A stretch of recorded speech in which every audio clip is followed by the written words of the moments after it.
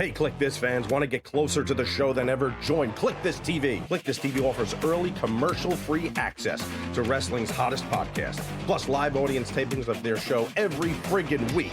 Head to kliqthistv.com now and get inside the show that's just too sweet. The following podcast contains mature language and adult discussion.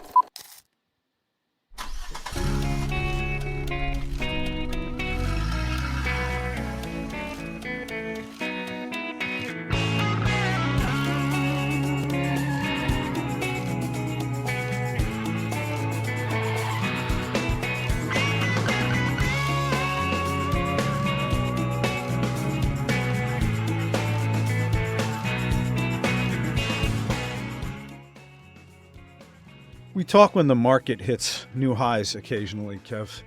Remember, I didn't look today where we're at, but so your investments are probably fine. Let's click this, the Kevin Nash podcast, by the way. I mean, it's one of those things where if you follow trends, and Buffett right now has got, what did he just sell? You got to shut that music out of my ears. Is it Apple? Can you get that? Yeah, that is fucking torture. Once we start talking, man, I don't have to do the rude, but cut the music. No, I think he's got a big position in Citibank that he keeps, but he's got. Right now, Berkshire Hathaway's got. It's probably not exactly at, but real close to, $300 million that they've accumulated in cash. Which anytime Buffett has that, he's waiting for a correction so he can go in and fucking scoop. Yep. So drop it on something. Yeah. And I want to think that I can't read. That's too small. Yeah, zoom in. That's so this is okay. So changes. So he sold 389 million of Apple. So that was a 49% change in the position. Bank of America. Maybe that's the one you're thinking of. 104,000 shares. Yeah. What else is he sold? 104 million. I'm sorry. 104 million shares. Snowflake. I think that's the biggest one. BOA. Yeah. I can't believe he's picked up more Occidental. 7 million, yeah. Ulta, God, just follow the leader, right? I mean, what was his? What did he sell? Was it Apple he sold at the beginning? Apple was at the top, 389 million shares, 49% of his position. Yeah. So what does that come out to in cash? Oh God, can only imagine. Well, just, Steve, get out a calculator, multiply that by what it's... so I'm way off. It's probably fucking $298 billion that he's got fucking sitting. Okay, 222 times. Yeah, just do the rough. He might have put it in something else. They just might have went. No, that's the whole thing is he's... I can't even read it. I can't even the numbers on the screen for those of you listening, and I can't. I'm doing my my commas. But it's trillion, 86 trillion. Yeah. He doesn't have that. That's not sitting someplace. But if you were looking for an investment, there's a real estate investment you might want to look into in Stamford, Connecticut. Titan Tower is on the market. They didn't list a price, but said they would entertain offers. So it's kind of a historic building for someone my age. Yeah, but isn't half of Manhattan for sale? For sale. Yeah, but this is specific. It's 90,000 square feet. We'll buy it, make it into and turn it into lofts. You're joking, but somebody probably will. No, we already got the cafeteria and the weight room, so we got common grounds. Rooftop patio. We need the rooftop with the 300 pool. parking spaces. Perfect. How many times did you guys have to go to the headquarters? Because that was.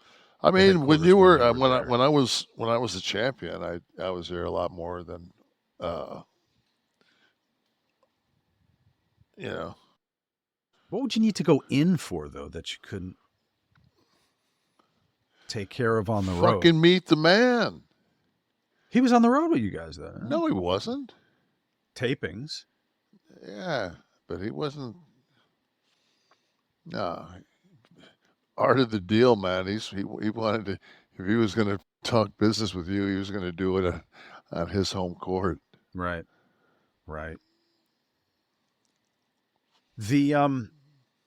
The building itself, I remember a couple of iterations it went through. Like obviously the logo changed, right? They had to, and then you remember that?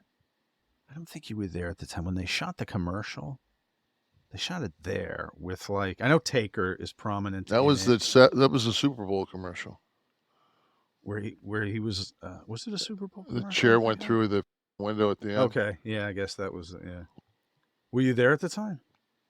No. Okay. That was Steve's. It was Steve's went on top. Steve cut the last soundbite, I think. I feel like there was another one too, I think, where it was just like, this is what we do, and it was like walking through the hallways and shit's going on. Well, a lot of that shit was Sports Center stuff. Exactly. It was kind of borrowed from the Sports Center thing. Yeah. No, we did Sports Center spots. Oh no, but I think this was a WWE spot, but it was that Sports Center style. I know what you're talking about, where they would. No, I'm saying we did Sports Center spots as WWF guys. Not for sports. Okay, that's what I mean. No, for Sports Center. Don't remember. For ESPN. Yeah, don't remember that. Yeah. But I remember you did ones for yourself too. It would run before. No, Raw. I don't remember us doing for us. Huh. They put more. Well, we didn't watch. I didn't watch the show. Right. I was doing it. If you were there at that time, I figured you were in it. I can't remember the year. It might have been. Actually, probably was a little after. But yeah, a historic location. I was a little saddened to read that actually because it's such an iconic. It is such an iconic building. So you're that guy. I didn't cry, Kevin. I mean, it's just I saw it and I was like, fuck, the end of an era, kind of. I don't get it, man. It's like shit that's happened 30 years ago. It just doesn't. On this day, you won world championship. I don't remember. I don't remember the match. I don't remember being in a cage. I don't remember anything. It's like it was a day.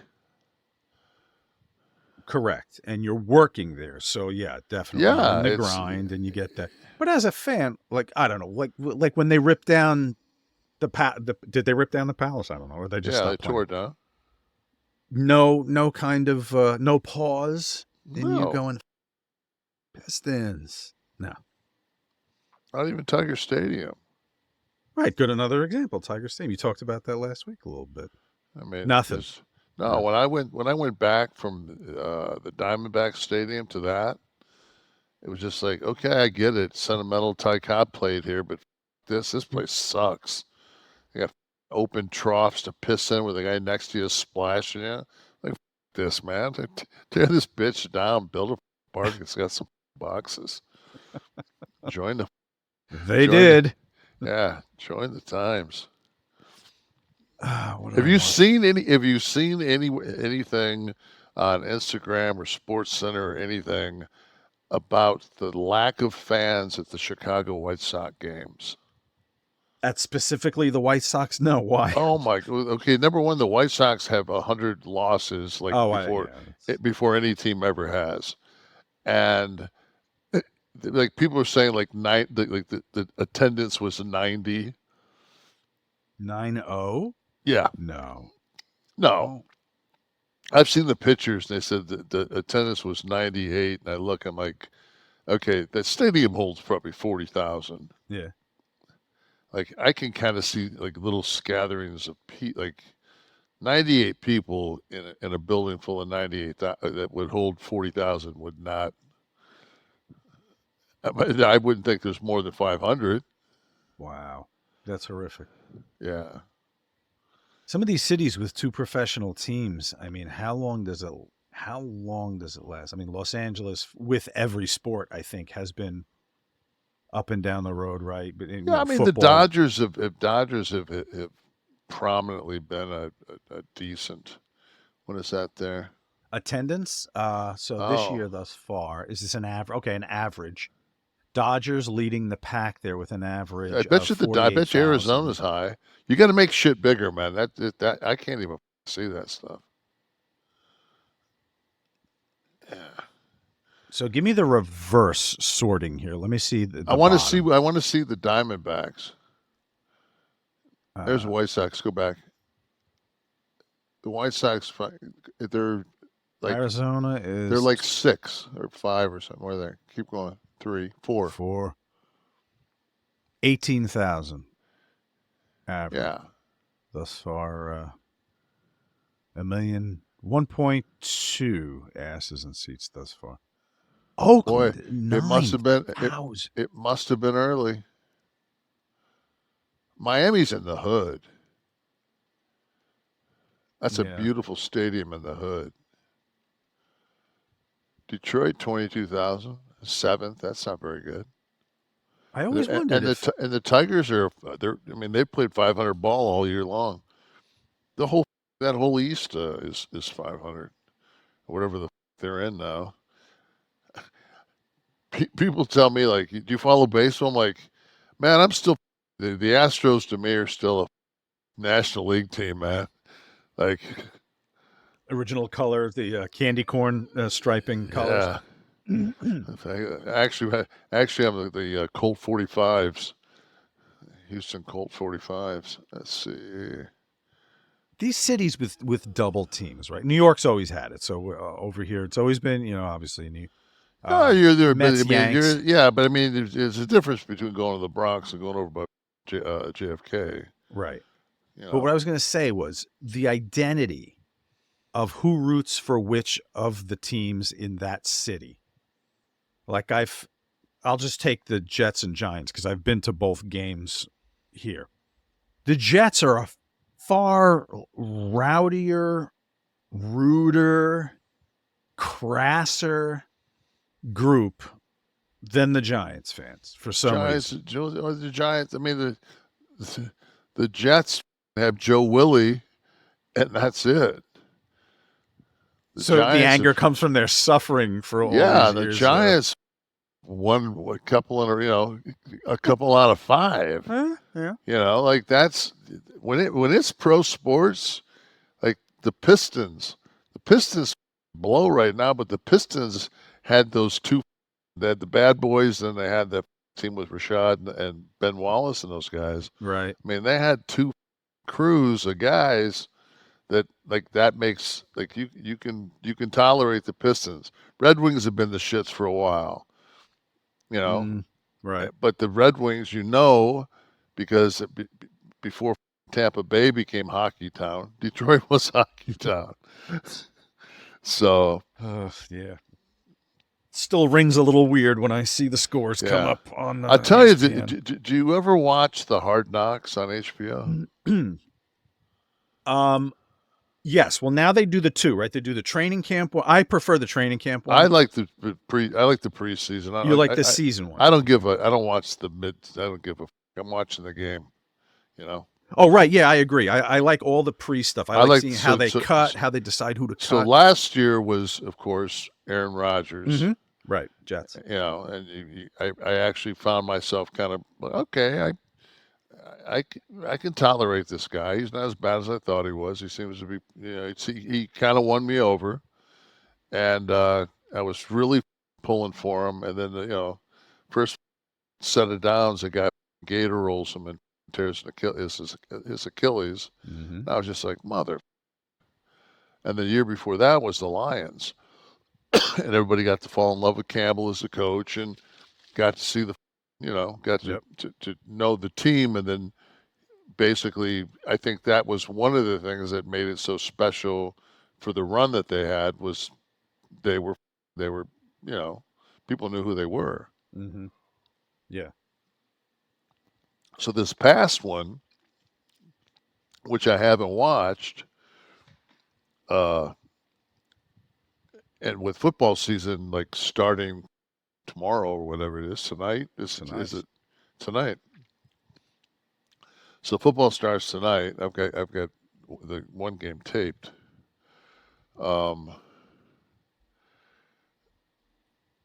I said, "Okay, man." So I 2 nights ago, let's see, it was Labor Day. Labor Day night, I watched the whole season with the Chicago Bears, Mm-hmm. and they got Williams. They got the first pick in the NFL draft. They took the quarterback from USC, Caleb Williams, and they got some receivers. And the guy that does that voice for NFL films, that it's just like, if I die, I want him to, I want WWE to do a package, not some, I don't want some little, I just want the package to put on my social media. And I want that guy that does the NFL films, the narrator. And they said it was Leaf, his name, the guy that plays Ray Donovan. Liev Schreiber? Yeah, but it's not him, right? No. It said narrated by. Is it him? It's him. It's yeah. Wow. But I hear it. But the thing is that they cut at the beginning and they talk about the Bears, and I think they use that old guy that was on for 30 years on the NFL one from films. like the 70s that the guy that Frozen Tundra. Yes, Oh, I want that guy. So CGI that guy over my eulogy. Can do it now, man. Yep. Yeah. So, but that's what I was thinking though. If you have all of those years and years and years of tapes that guy narrated, like you could easily throw together a CGI of that dude. Feed it in. Get the AI Nash tribute package. So I want to make a statement because I think I have to clarify things. I don't live in this condo. I'm a dude. Mm-hmm. So it's like it's got hardwood floors throughout it. Mm-hmm. I don't mop it. I don't sweep it. Okay. I come down here, I turn a fan on and basically blow the dust into my lungs. And by this point of the night, I can't breathe out of my nose at all. Nothing. From being in there? Yeah. I'm fine before I come in here. And I used to have nose spray and all the other shit down here, and it's just like, fuck it. So somebody said, listening to Nash breathe is like listening to Darth Vader. I'm like, you know what, man? Like, I would like you to walk around, you fat piece of shit, and put a fucking microphone like Janice Jackson. Janet, yeah. Or Janet. Janice would be just. You're not going to expose the nipple. Yeah, so we'll go with Janice. We'll go with my first choice because I don't want any copyright infringement. But we'll go with Janice. But, it's just like. Listen, Miss Jackson, if you're nasty. For the amount of people that listen to our shows, it's the wild minority that say things like I like to put comments for the show. I look every week. I don't want to look of anymore. It. No, that's the beauty of everything is if you realize like 85,000 people, in the course of 2 days catch some fucking glimpse or glamour of this. And of all of that, like there was one I saw today, and I got to the point where I said, I'm not going to look at him. You know, it's just Right. like there's no reason. It's like my Instagram. But you got like somebody, you know, I went through my Instagram the other day just to clean it up because there are people on this planet because they'll see like, oh, he lets people fucking bash him. I'm going to fucking get mine in. And it's always the guy when you look him up, he's got 0 posts, doesn't have a picture, just some fucking troll. But he put on my Instagram page, he said, "How's your son? No. How's your son doing?" Is what he said. And I said, "You know what?" I said, I I should probably really like find that insulting. Like it's like somebody would take that low of a blow. But then I look at this world and I'm like, why would you think that you're in any form or fashion immune to fucking just stupidity? You deal with it on a daily basis. Let me give you a fucking perfect example. So this weekend, this past weekend, I go to Ohio Valley Wrestling's pay-per-view. I see a dear friend of mine, Dave Hero, that I haven't seen in forever. I've been friends with Al for fucking Al Snow forever. Um, Al's wife Jessica. I've known her. That she's a masseuse. She's a great masseuse. She's actually worked on me.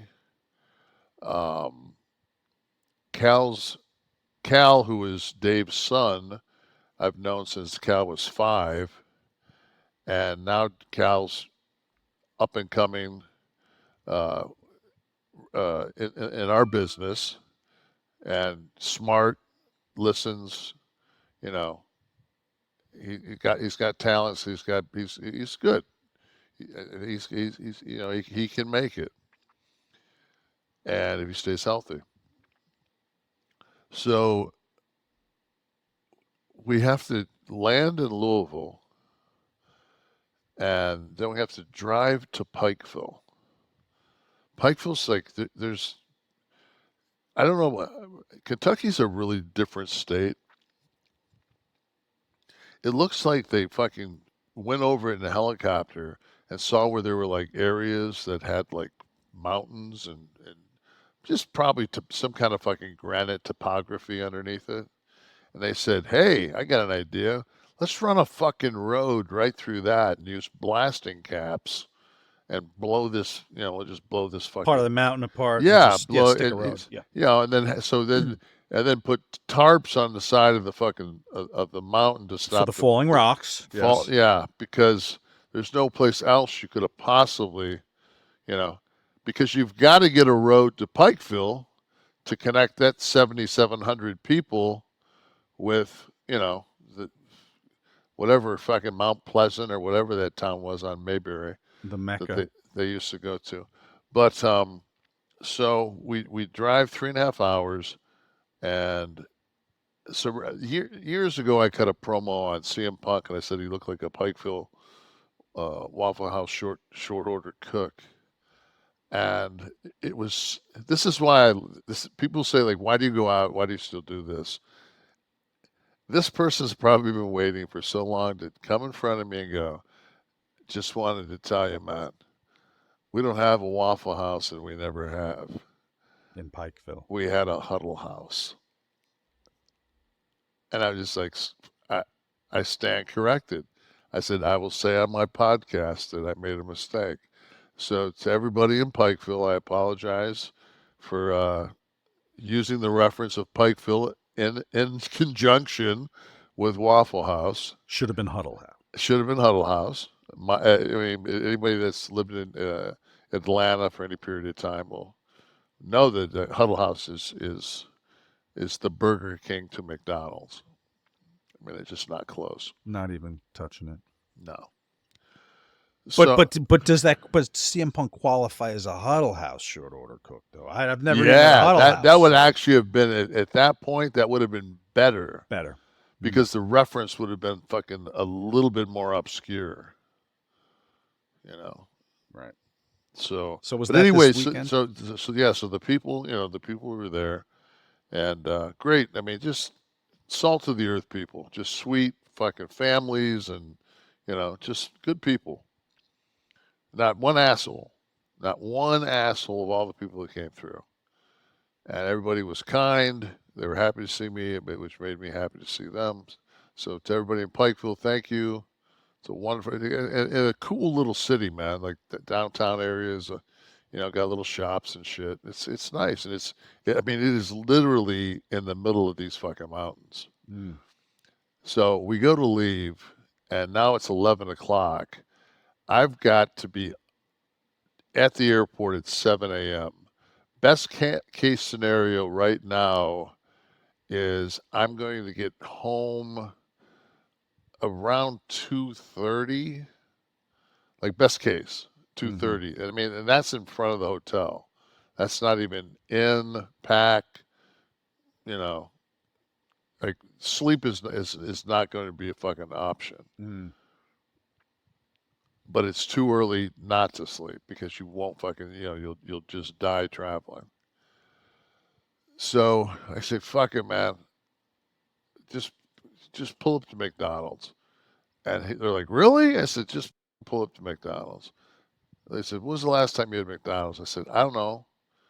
Maybe 2-3 months ago. They said, oh, really? I said, yeah. I said, if I'm out someplace and I have to eat garbage, I want to eat garbage that I'm familiar with and that my body's familiar with. I haven't eaten Taco Bell probably since college. Whoa. So if I eat Taco Bell, who knows? I mean, I might shit on the plane the next day. But a double quarter pounder with cheese. Quarter pounder with cheese, take the bun off. No onions. You got to eat the bun because you haven't eaten all day. It's like, and it's like 50 grams of carbs, 50 grams of saturated fat, 50 grams of protein, balanced, and half a day's sodium in a double quarter pounder of cheese. So we pull up to this McDonald's, and it's one of the ones that has the staggered double drive-through. The 2 lanes, yes. In front of us is a maroon Ford Explorer pulled up to the speaker in front of us.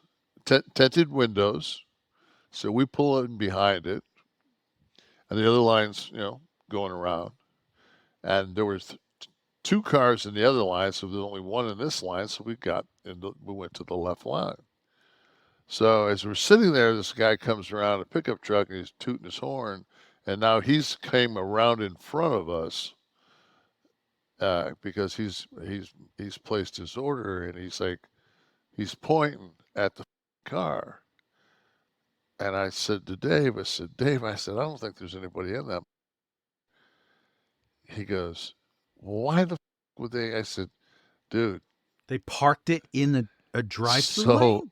So we back out, get in line, get our food. So we get up to the window, and there's this blonde-haired girl there. And she's got one of these gimmicks on, too. Mm-hmm. She might have been Janice, for all I know. Conrad has a show with her. They were recording. Yeah, okay.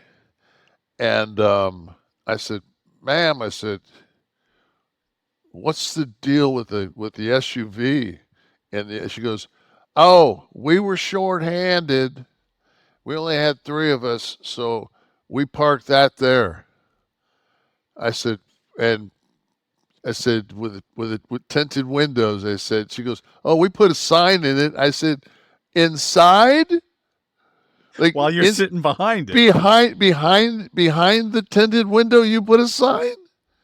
I said, if you just backed it up 6 feet, you'd block the lane completely. You would block the lane, and they would know it's nowhere near. But by pulling it next to where a person would order, it gives the semblance of somebody placing an order.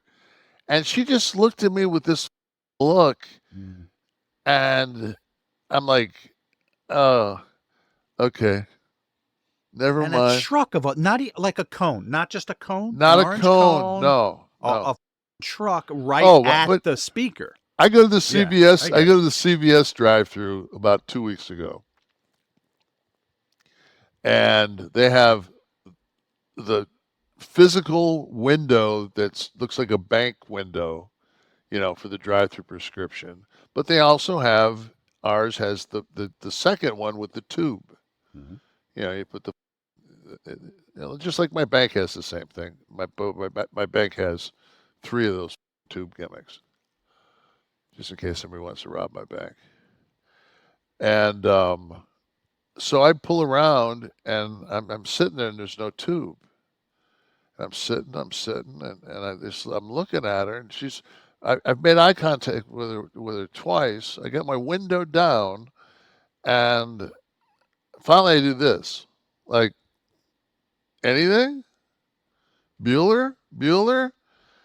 And she comes on the speaker, and it's kind of crackly. She goes, "That lane is closed." I'm like, Should have parked a truck there. How do you know? well, I look over, and against the fence, 8 feet to my right, is a cone next to the trash dispenser. So whoever came out did something with they took the trash out. Either they were supposed to put the cone, didn't. Anyway, somebody low on the totem pole up. The beauty of this is it's on a corner of a busy road.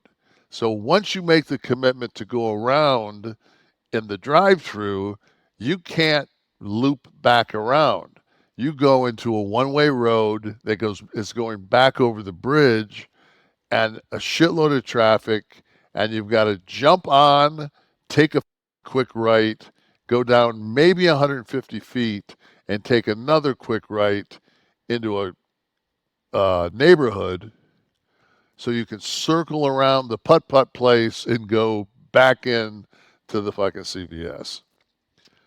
So it took a couple of minutes to with traffic and everything else to get to the point. Now I'm pulling back up, and it's just like, you know what?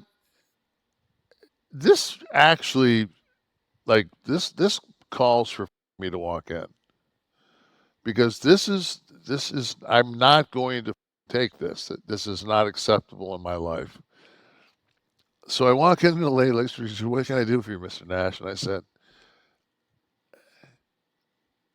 "Could you tell me how I was supposed to know that wasn't working?" You say to any human being, it's like, look it up. It's just, is basically, in today's world, a barometer of how agitated you are. Yeah, it's a rage indicator, sure. That's all it is. It's just like, are you kidding me? If I say, "Are you kidding me?" that means one thing. If I say, "Are you kidding me?"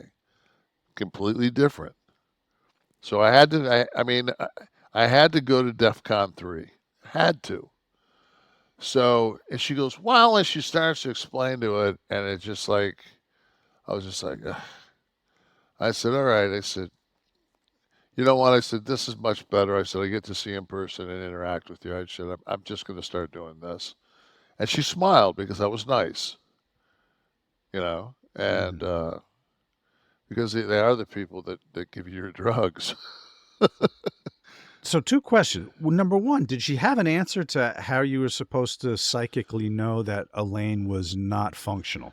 Well, she went into it, and I just cut her off, and I just said, "If you put a note on the plastic where the tube is, and the tube's missing, and it said out of order, and I didn't see a tube, I would have known." I said, "But I've already at that point committed around the building." Yes. I said, "So you have to put," I said, "I understand the cone situation." I said, "But if you had a sawhorse, you know what a sawhorse is?" I know what a sawhorse is. Yeah, if you had a sawhorse, the old barricades back in the day for the parades. right? So whatnot. if you had a sawhorse, and you put that out there. It's not like you don't have an area that takes in and out merchandise. You've got a shipping area. Like, put that to the right, like I do my brooms and shit that I don't use in my garage because I don't do nothing. All that shit. I've got rakes. I got all kind of shit. I got sledgehammers. I got all kind of shit. If you were handy, you could come over to my house and with. Did you offer them a sawhorse at least? I couldn't make one. I definitely could order one on Amazon, I'm sure, but well. So that was the CVS. You did mention though that you do the bank with the old, the tube, the suction thing, and the whole thing. What do you use the physical bank for these days? I don't even think you have to, Kev. Right? I go in. But I deal with I've got a couple of banks that have safe deposit boxes. Oh, well, that's okay. Safety. You have to go for safe deposit. I mean, I'm the kind of, because of hurricanes, floods, and everything else, like, I have a lot of documentation for, say, the deed of my house. Mm-hmm. That's in a safe deposit box in a waterproof bag in my bank. Mm-hmm. That way they're like, I mean, we have a copy that's certified and everything else in the safe in our house, but it's Florida. I get it. Category 33 hurricane descending. Like I just watched the house. I watched like 7 houses fall in the ocean 2 years ago. You did. But you're making your deposits by the phone, right? You're taking the picture and uploading it to your bank, right? You don't have to physically go deposit a check any longer, right? No to which? I don't do anything electronic. Tamara does then. No, I don't allow it. For fear of a breach. Yes. The only thing you can do to me electronically is wire me money. There's nobody hacking into my shit. Nope, ain't gonna happen. Why? It's pretty safe these days, though. Pretty. Well, nothing's 100%. So yeah, I mean, they just took 3 billion Social Security numbers on a data breach, and you're cool leaving your couple of $100K sitting in some SunTrust. I'm busy. I can't even call you back, so I have to rely on the electronics. Well, I see. I'm not too busy to put a firewall between me and the thieves of our planet. I work too hard for my money to be. It's like, what does it taste? One more layer. It's not like it's not like you bank daily. It's not like we work in a cash. It's not like you're going to leaving there and making change at your restaurant. Did your parents do the Christmas club ever? Remember Fuck that shit? Yeah. I don't think anyone under 50 would know what the hell I'm talking about. The Christmas club. So it has been a minute. Are you watching any? I always ask because I need stuff. Are you watching anything? I fell into the Scott Peterson rabbit hole. I think I mentioned it last week. See, and that was one of those deals that I didn't know anybody's name in it. I remembered the story, and so if you passed on that, you must have watched something good. Okay, so my wife. I don't even want to bury the person that gave her the intel, so I'm not going to do that because she's a friend. She's a friend. Yeah, and you don't know who listens to this thing. According to one guy, 50% of the people that watch this are going to vote for Trump. Right. I learned a lot. I learned that's why I wear my hat today. Oh, you have one. You have one. I couldn't read it because my screen's too small. Dude, I would have mentioned it before. I have I have a Detroit Tigers hat that's in my repertoire, this camouflage. So I went out the other day and wore this, and I'm always standing, in most things I do. So it's not like I'm wearing my shit like this, So I mean, No I one just can like, read it. And I'm still old school where you wear a cap like a baseball cap. Like I don't like I see these All the white flat boys ones. that are Yeah. like 56 years old. They got they're coming at me like this. I'm like, what the? I'm sorry, Cool Mo D. What kind of serious rhymes you spitting, dog? Cool Mo Get D. the out of here, man. Keeping it relevant to everyone. Yeah, right. Keeping it current with Cool Mo D. The only reason you put on a ball cap is because you don't want to with your hair. And if you don't want to with your hair, it's just like, that's just what it is. It is not a statement. It's a ball cap. You put it on when you go fishing. You put it on when you drive nails. It's a ball cap. It's not a wrapper lid. Correct. Unless you're Ja Rule. But you got to this because you were going to tell me about you poo-pooed the Scott Peterson thing because you were going to because under the witness protection plan, we won't. So we were given the Iggy to watch Tell Me Lies on Hulu. Okay, this is a Megan Oppenheimer created and written show. And this is what IMDb says. This is the breakdown on what the show's about. I'm going to read it. A story of a young woman's obsession with a man who is good at being charming. finally. I mean, someone made it. Did we make it to the moon? Excuse me. I'm watching something right now about a fucking young lady that finds a man charming. Right.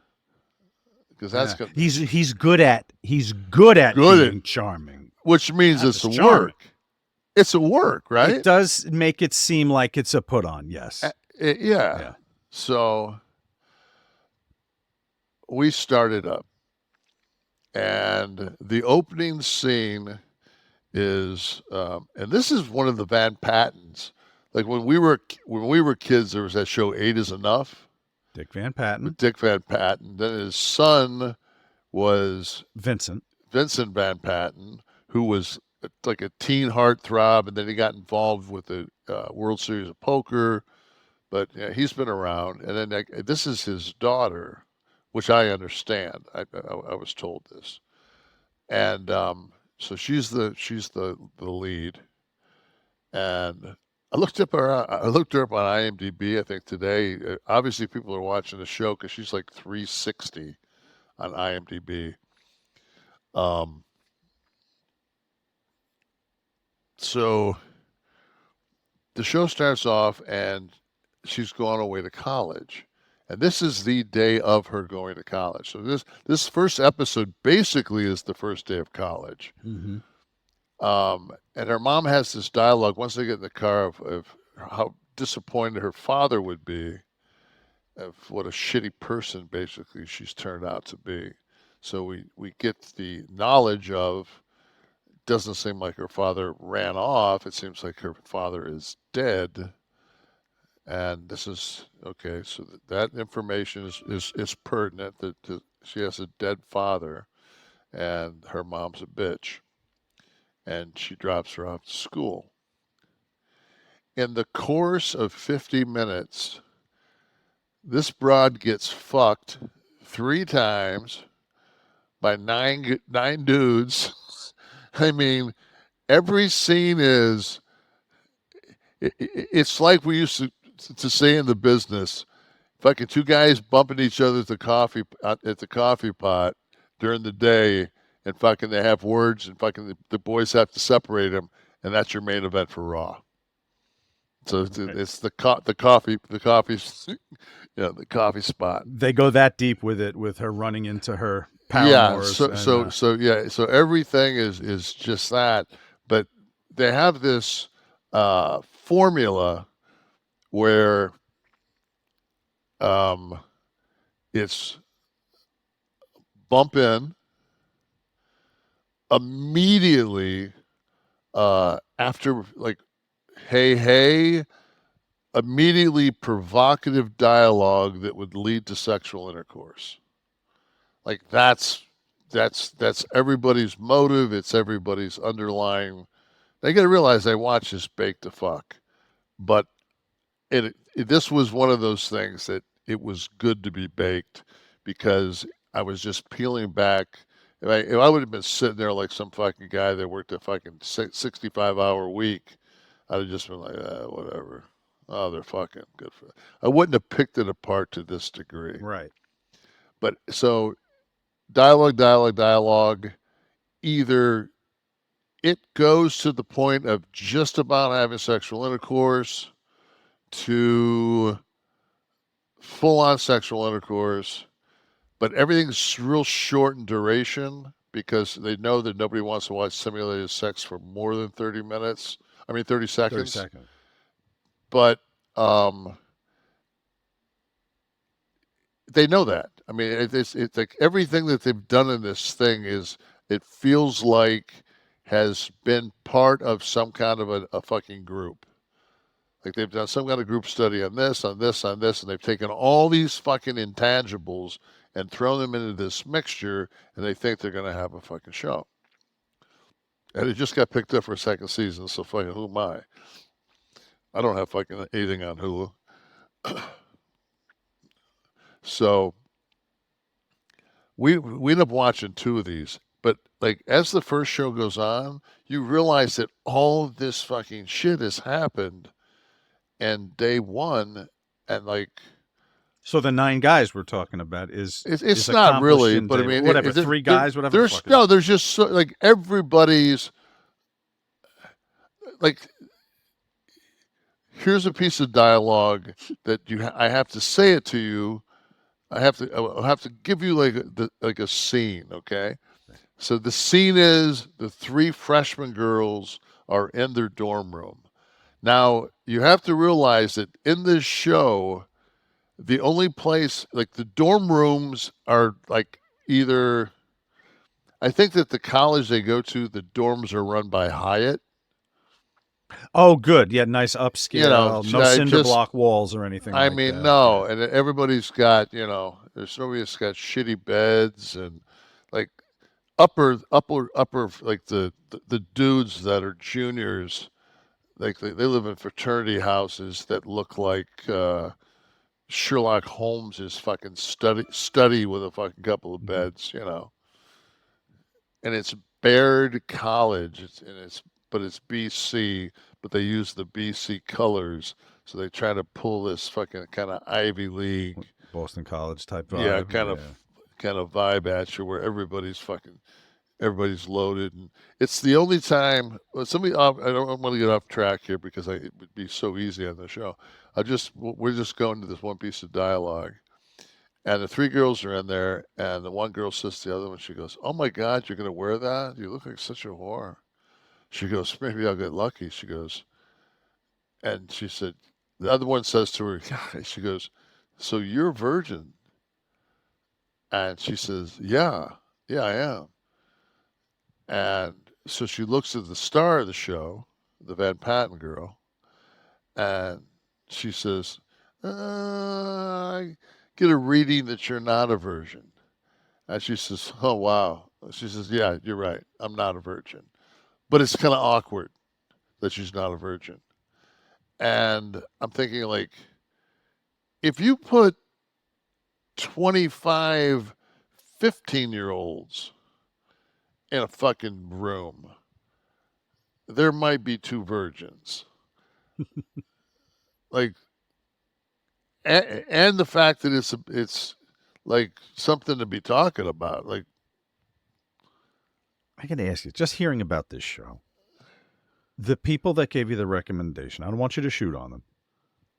Is it a woman or is there a guy involved? There's no way a man is involved with this recommendation. It's a woman, and I think we crossed this path on a topic, but I think this show is woman's porn. Yeah, it's chick porn, no question. It's it's that's why it's absolute chick porn. It's like 50 Shades type deal. That's when we watched the first episode. I said to my wife, I said, what is this 50 Shades of Boston College? Exactly. 50 Shades of College, exactly. Yeah, light on substance. Yeah, But you sat through it, Kevin. More than one episode, I'm going to suspect. 2. But it was, number one, I'm stoned, and it's just like it's almost like it's unbelievable that I'm watching this. It is. It's no, but you can't get the scope of it until you watch it fucking physically. You're gonna, you will if you watch this when I get done with this. If you sit with your wife tonight and watch one fucking episode of this, you will laugh. I swear to God, you'll be like, motherfucking, like he was so spot on times 10. Unbelievable. Well, I don't know what people like. What do people look? So I went from that, and this is the kicker. So Tamara's like, I'm going to go to bed. I'm like, you don't want to watch one more of these? And she goes, no. I said, no. I said, let's go forward to the last episode of this season, and I bet you we won't be lost. And she said, I'm not. She said, I'm not watching any more of this. I'm going to bed. I think she had like a plot. I would she? Yes, she had Pilates this morning. So I'm like, all right. So I'm sitting there and I'm fucking flipping through shit. And DirecTV lost ESPN, so I have no ESPN. So that whole fucking sports block's gone. DirecTV better get that fucking shit worked out quick. You're on Spectrum. You're not on Spectrum. No, I want Direct. So you went from episode 1 to episode 10. No, episode 1 to 2. And then, because you have to have something to go off of. Like, is this the, because to me, season 1, episode 1 is the pilot. Correct. They made this, the show. Yep. This is what sold the show. Right. So I thought, okay, so it's over the fucking top because they're trying to get this thing sold. Second episode, I mean, carbon copy. 8th, 9th, 10th, whatever the fucking last episode of the year is, I turn it on. There's still a fucking storyline flashback of this fucking girl that dies on episode 1. And it tells the story truly how she died on episode 9. And I was just like, not only do I know exactly everything that's going on, but they're refeeding all these fucking koi ponds that they have opened throughout the season. Oh my God, Kevin, I got to tell you, I don't think I can do it. I mean, it's just not. It's just, you have to do just. If it's 10 minutes, everybody out there, you have to, I mean, so it's called Tell Me Lies. It's on Hulu. Don't watch season 2. There's a first season 1, episode 1. You're an influencer, and this is going to have the exact opposite effect that it should. So there you go. And and I guess by Kevin's recommendation, if you're going to do it, it's better off going in with a little something to imbibe or chew or smoke, whatever you do, to make it. I'm holding the LITZED powered by Kliq this. Now, we've talked about this. This is a limited edition can I have, by the way, because there's going to be a new can very soon. But you guys are very soon going to be able to get this from our friends at Get Blitz. That's, of course, Mickey, Ray Sinatra, and Courtney, and their Get Blitz LITZED. Let's talk about the syrup first, okay? It's nano-infused Delta-9 THC sip and syrup We've tried it. Super potent stuff, THC on steroids. It's been described as. This is good stuff. It's not the gas station Delta 8 bullshit. I do enjoy that little jab to the Delta 8 stuff there. The syrup, you mix it in any beverage like a tea or a white soda with as little as a teaspoon. Fast onset, 5 to 15 minutes. If you're in Maryland, you can visit them at a Stay Lit smoke shop. But for the rest of us, it's legal to ship from the Get Blitzed website to all 50 states without a med card as long as you're over 21. And right now you can save 15% by entering the code Kliq, K-L-I-Q, at checkout. And go to get-blitzed.com. That's get-blitzed.com. But here's what I want to tell everyone about. Very exciting. You can get the limited edition can of the Get Blitz powered by Kliq. This. Once these are gone, it's going to be the new can. We need to go into where we were selling those at. Yes, the first kind of test run was done by Mickey. I don't know if he's here tonight. He can send us a message about it at the Gathering of the Juggalos, and to rave reviews. I will confirm the flavor. Return business out of the Gathering. Yeah, I'd love to see the condition of those guys. People kept coming up and buying cans all weekend long, but it's such a smooth, relaxing vibe. 5 milligrams THC, and I'm having the just guzzle it. Sean's put it in a fucking mug and guzzle it. I got another hour of show left here. I don't know when it's going to kick. I'm not HBK, bro. I don't know if I can go with you when it kicks.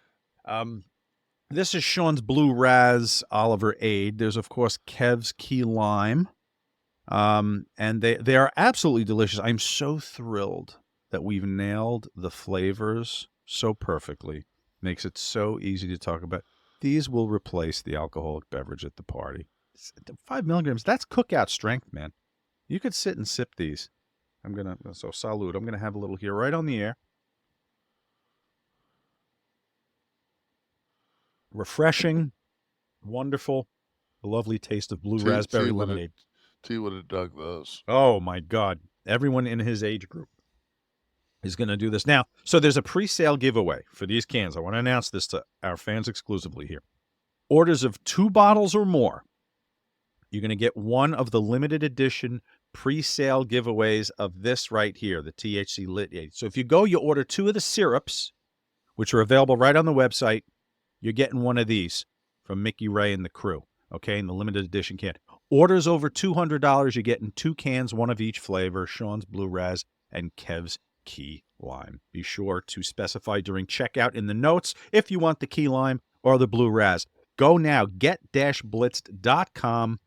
Use that promo code Kliq at checkout and order 2 bottles of the syrup and let them know which one of these you want to send. And then let us know how we all did with this, okay? That's Get Blitzed. I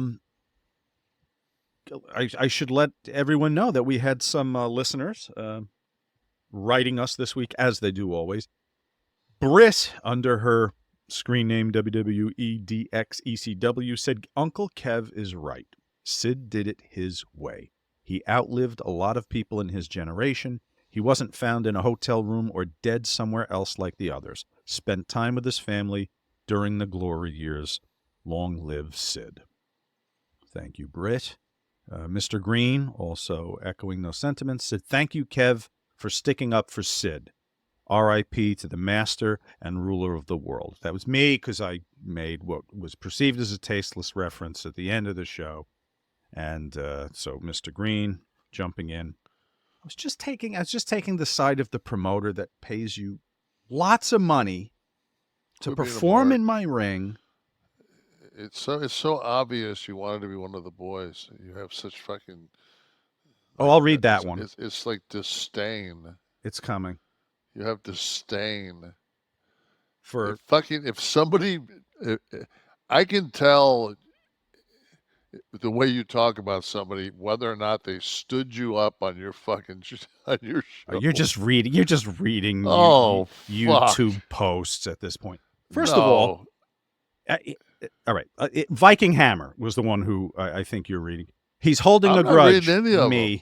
Holding a grudge against one of the best big men in history of the business because he no-showed a low-budget, closed-circuit TV interview that he filmed in a shoe closet. First of all, he didn't no-show me. He canceled an appearance. There's a difference, okay? When you no-show somebody, the crew is there, the set is there, and you paid everybody. I was told in enough time that he wasn't coming. So I told the crew they weren't going to have to come, and there was no outlay of company money to the crew. And they just didn't get the payday for the weekend, but it's different than a no-show. It's different than a no-show. Well, I never said he no-showed. It is, but psychologically, your prep was ready. My emotional prep was ready, but everything. It just lost the show. It was no. I'm just saying, lost his wallet. What are you going to do? I'm not fucking with you. I mean, you're just human. Sure, I'm flawed like every other human. No shit. No, we all are. Fuck.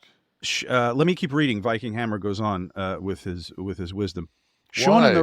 Sean and the rest of these hacks are literally just different variants of Dave Meltzer. Uncle. I thought it's just negativity. It is negativity. It is negative. But I felt that I would deserve it. I would flagellate myself in your presence as penance. I don't, it's like, who cares? Viking Hammer 87 cares. But yeah, no, and I honestly, if you think well, that I had no dislike for Sid, but Viking Hammer. We're off of this subject. So when I come back from talking to Viking Hammer, if I can find somewhere to pivot to, Viking Hammer, fuck off. Okay, Viking Hammer. Go watch fucking Tell Me Lies. Go watch one episode. I challenge you, Viking Hammer. Right. Watch one episode of fucking Tell Me Lies, and you tell me if your life hasn't changed. Z-Town Train. Can I pivot to him? He said he had 4 vertebrae fused in his neck, and Kevin Nash was the catalyst for me stopping feeling sorry for myself for everything, hurting, and getting my ass back to the gym. I remember he talked about guys having a fusion like it was going to the car wash, and I was like, man, I got to quit being a whiner about this. So, I'm sitting here right now with 3 herniated discs. You are, as a matter of fact. Yes. Yeah, my low back. It's fucking. Whew. So you inspired Z-Town Train, Kevin, to stop but it's whining. Just, what are you going to do? I mean, what exactly are you going to do when something fucking breaks down on you? You ran your car into a brick wall for 30 fucking years, and then you're like, oh fuck, man, the horn doesn't work. Oh, dude, you're fucked. So all you got to do is but the day-to-day of it is grueling. So was the day-to-day before fucking they put wheels on bags dragging fucking 23 days of clothes and 23 days of ring gear around the road with you, trying to keep the fucking dirty away from the clean, and oh fuck. King Philly Man. About the beginning of the show, as someone who lives in Oakland, California, those incomes are inflated. Oh, he's referring, by the way, to we read a list of middle-class salaries in certain cities. It's the median income. Yes, right? It's the median income. So it's like it is what it is. It's just it's math. Well, King Philly is saying in Oakland specifically because of all the tech jobs. It's inflated by tech workers. Yeah, who don't because even live there you know what? When I think tech, Oakland, first boom. There's how many times it's like the show's been around big tech, and then the opening has that kind of born identity. Oakland, California. I'm feeling like Oakland doesn't have any of the tech jobs. I know Northern California, San Francisco, Silicon Valley. I mean, I'm feeling like Oakland proper. Isn't San Jose and city isn't that kind of like where the I'm thinking it's not Oakland proper, but I'm quite sure that if you're going to pick one of those 2 hubs in that Bay Area, you're probably going to go with San Francisco. David McCutcheon says, I'm way too high for the Boston Garden revelation. This was a funny thing in the show. We were talking about Sid last week. He had passed.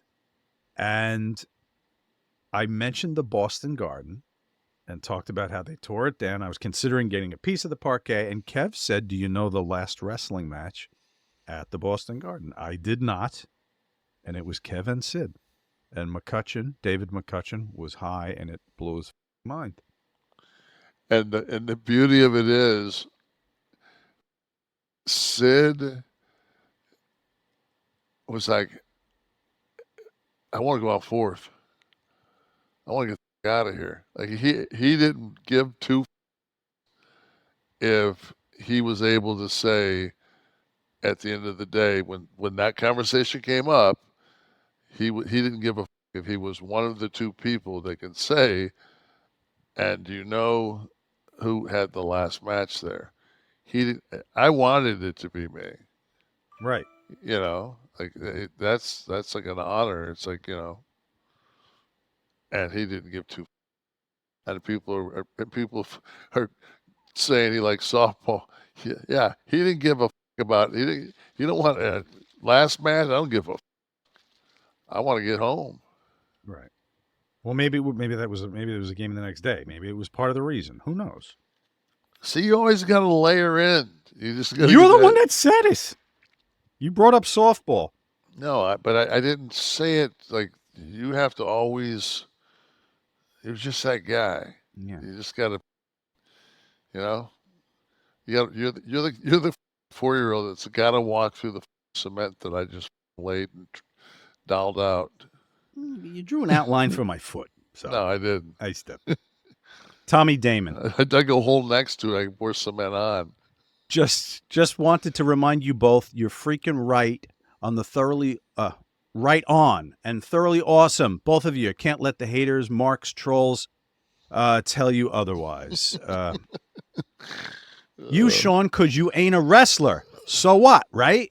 And you, Kevin, because the hater types are so over jealous from everything from stature, looks to jobs and finance. Kev, you are sweated for your stature, looks, jobs, and finance, according to Tommy. Well, so that's. I'm glad that he makes that analogy, but I don't give a. I don't give a if you. I read a very interesting article, and it was on intelligence, and it said that the higher a person's intelligence, the least amount of close friends they have. Ooh, I like that one. And said that reason being that if you have high intelligence, it's very difficult for you to absorb like low intelligence. Like you would rather be solitaire than be with a knucklehead. Yeah, and do you agree with that? By the way, before we go, absolutely. Okay. Absolutely. Hard to do small talk, right? Like yes, like bullshit small talk, meeting new people. So what do you do?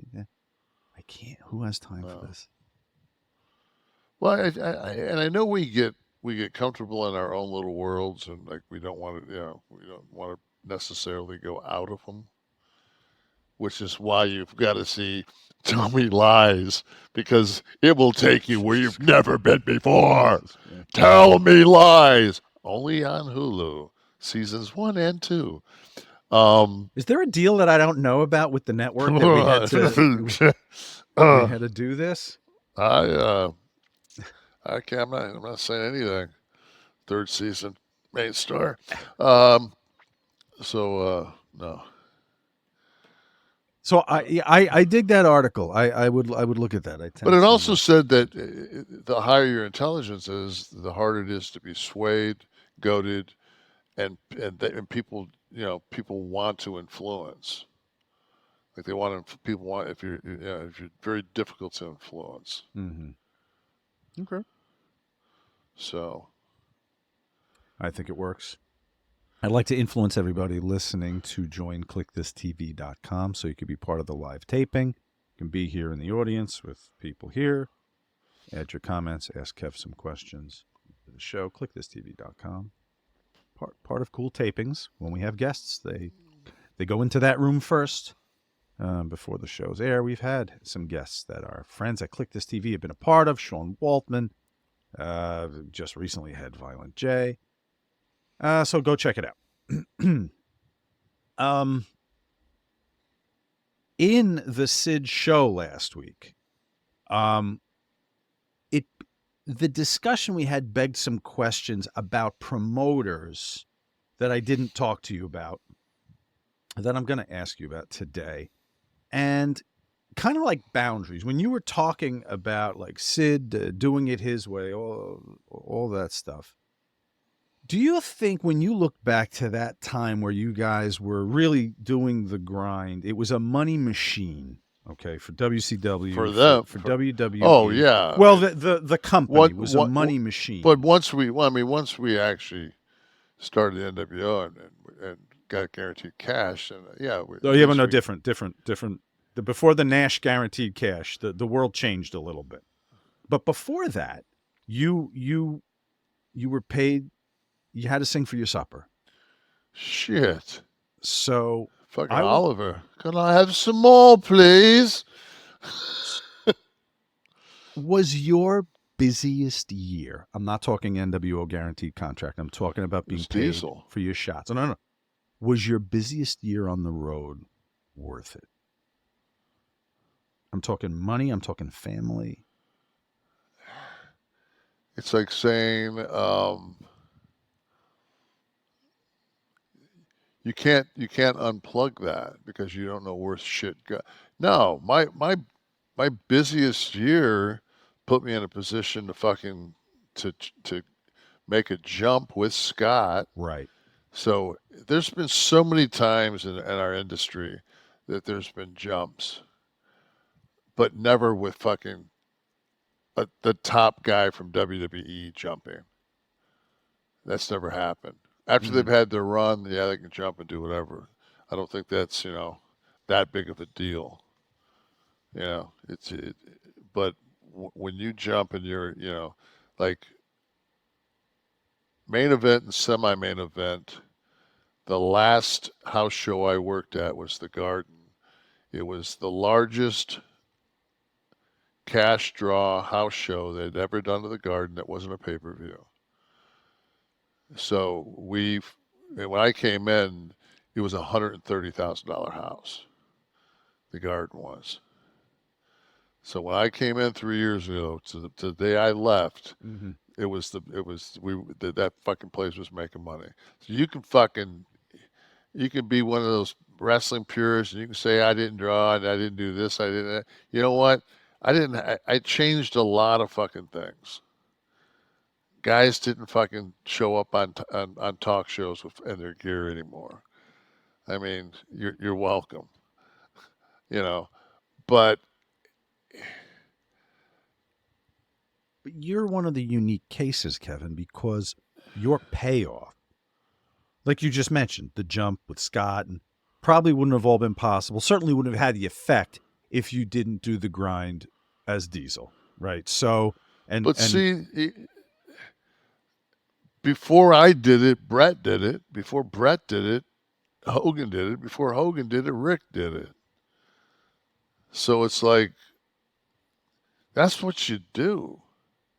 It's not that now. Right. And my whole thing, once again, is when it comes down to it, what's the most, my greatest accomplishment in wrestling is to pick the 4 friends to go up and down the road that I did. Because those motherfuckers changed everything. You name a fucking group of 5 guys at any point in time that did what they did and are doing still. in some capacity. It's just like, it's very, very hard. It's got to be so difficult for Paul, but I just think he just wanted to show everybody what he could do, because he was like, he was a racehorse, and he had, Vince was just holding those reins. Paul was like, man, they gave him that little, they gave him a little breath of freedom down at NXT, and next thing you know, that's the hottest product, on the WWE network. Right. But see, now with him running the show too, he's one of those guys like you that had to do the grind. He was of that generation. So he maybe because these guys don't have to do it today as much, schedule's a little different. But I think that Paul's affection and loyalty to Cody is because Cody's that grinder. He's still that. I mean, like Cody would, Cody. So knows. in him, he sees someone who could have done it with you Yeah, guys. Cody would have. Yeah. If Cody was working kid on our card, Cody'd work 312 days across from Shawn. Mm-hmm. Those would have been unbelievable to watch. See, but I look at those days as an outsider, and there's an inhumanity to what you guys were asked to do. Now, the flip side of that is you got paid for the more you did.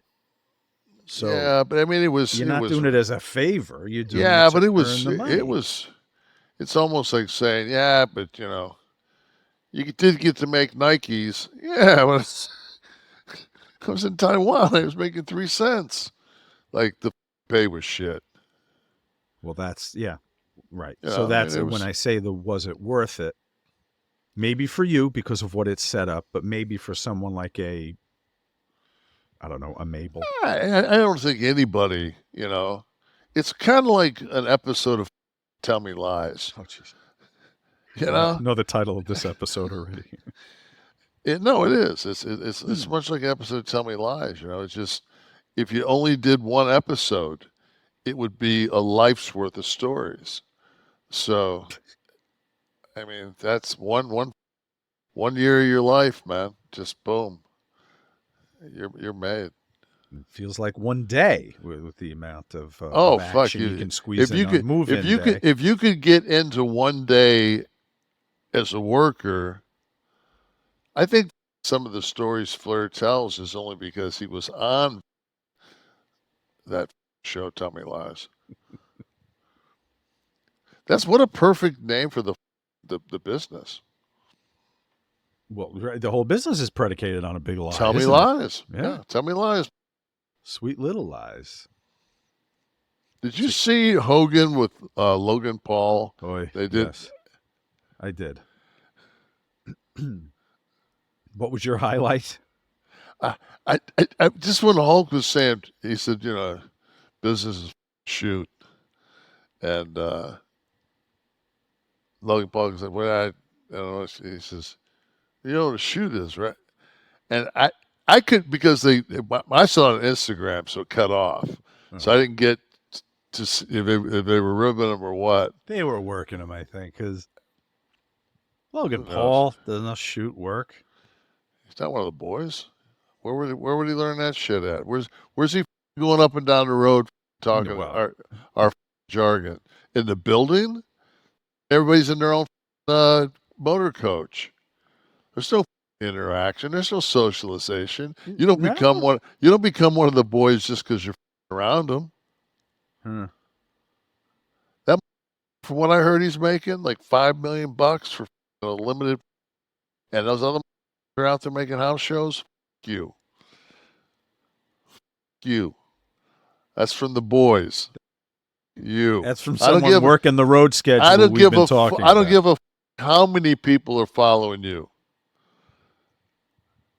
All that means, man, is if it said you had 24 million Rhodes Scholars following you, man, I would be like, dude, you are Jesus. You got a bunch of idiots. Followers No, are what it's thanks. all about. Well, maybe in their lives. So in talking about this money thing, Anytime I look and see followers, I figure I just got to make sure I got enough bullets. in keeping with the money thing, there was a news item today that Tony Khan said it's reasonable to expect that AEW will be the second most profitable wrestling company ever. I haven't seen the balance sheets. Well, WCW went bankrupt. ECW went bankrupt. So if you take the end result of every yeah. So it's like the cockroach saying I'm the superior being, because when all this fucking shit plays out, and that last episode of Tell Me Lies plays, I'll still be here. The cockroach. The AEW finale directed by Robin Wright Penn. So that's Nice. You know what? I didn't go there.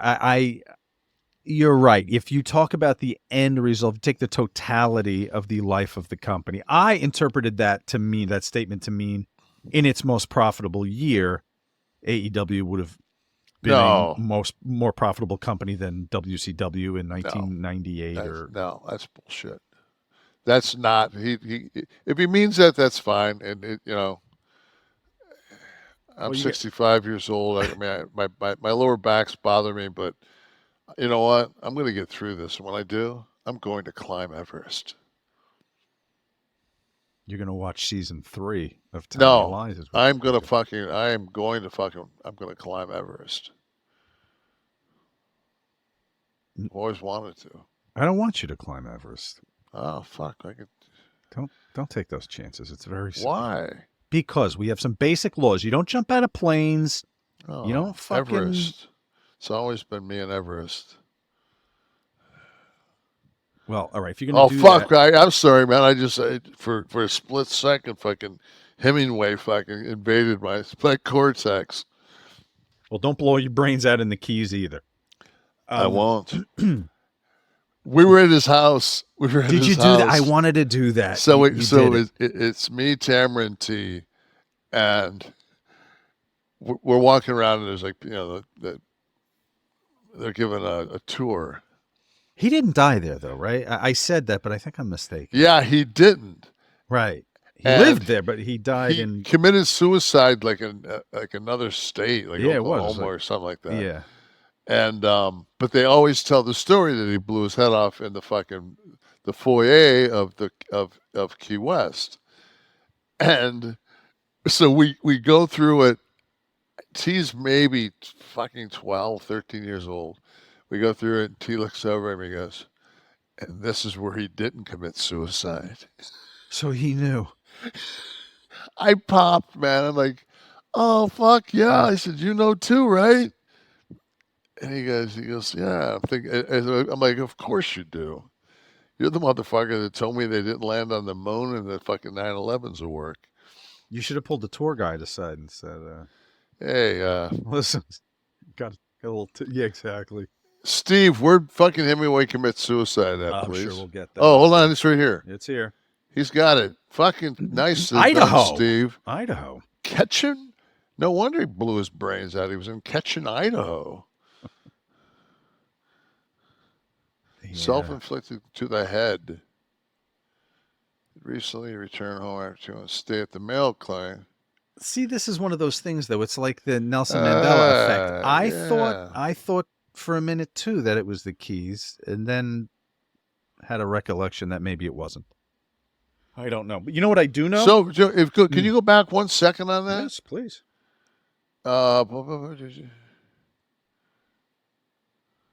Was he okay? ill? I knew it was a shotgun. Yes. I just wanted to make sure that it would. I didn't want to make sure it wasn't like I lose my fucking heart on it. Well, it says here out with a shotgun. Initial report suggested that the shooting might have been accidental when cleaning a shotgun, but he did have. All right, so he was being treated for severe depression.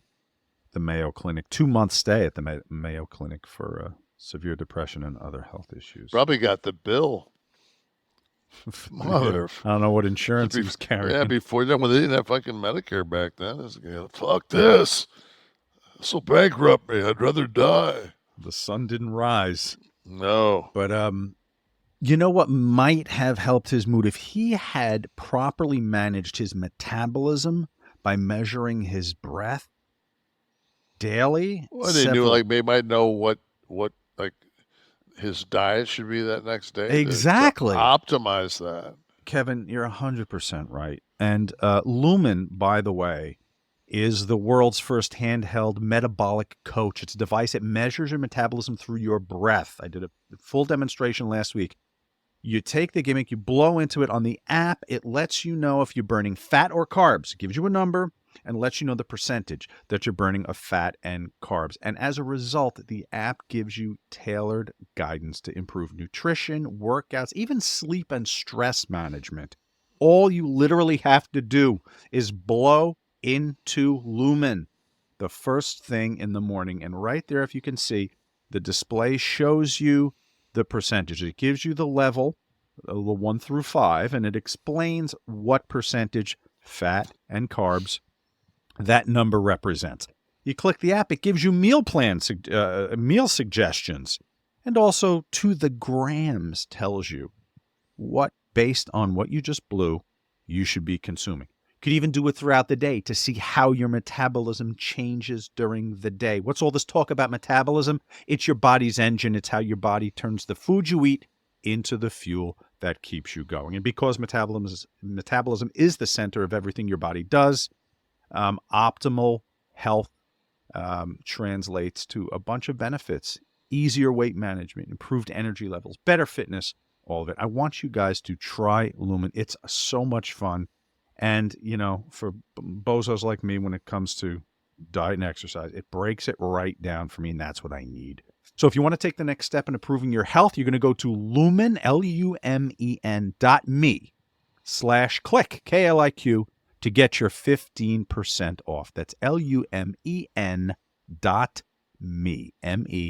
Kliq, for 15% off your purchase. Thank you, LUMEN, for continuing to sponsor us here at Kliq This. What's nice about this is that LUMEN is portable. Oh God, it's great. Yeah, it comes with a little neoprene travel so case. So if you say you go to work, so you get your metabolic reading in the morning. Now you go to work and you sit at a fucking desk. So at 2:00 you check your metabolism. It's fucking, I guarantee you it's fucking just pitted. Then you go home, you do your, you can use it to see how to optimize your body. I just started messing with it, and I mean, it's an app on my phone, so it's taking me a minute to work through the bugs, but it's interesting. Yeah, it's great. I mean, it's all right there. It's really user friendly. Everyone check it out. Yeah. LUMEN is on the Kliq This bandwagon. So thank you, LUMEN. And thank you for a great product, first of all. And thank you for coming on board. Yes. Kev, I was eternally dismayed to see that the Christmas gift of a gun to a 14-year-old resulted in the death of 5 in Georgia. We were once again having this discussion. Well, it's always the argument is it's not the gun, it's the person whose hands it's in. I mean, do you really think that your 14-year-old who's going through puberty is at a place that you should put it basically?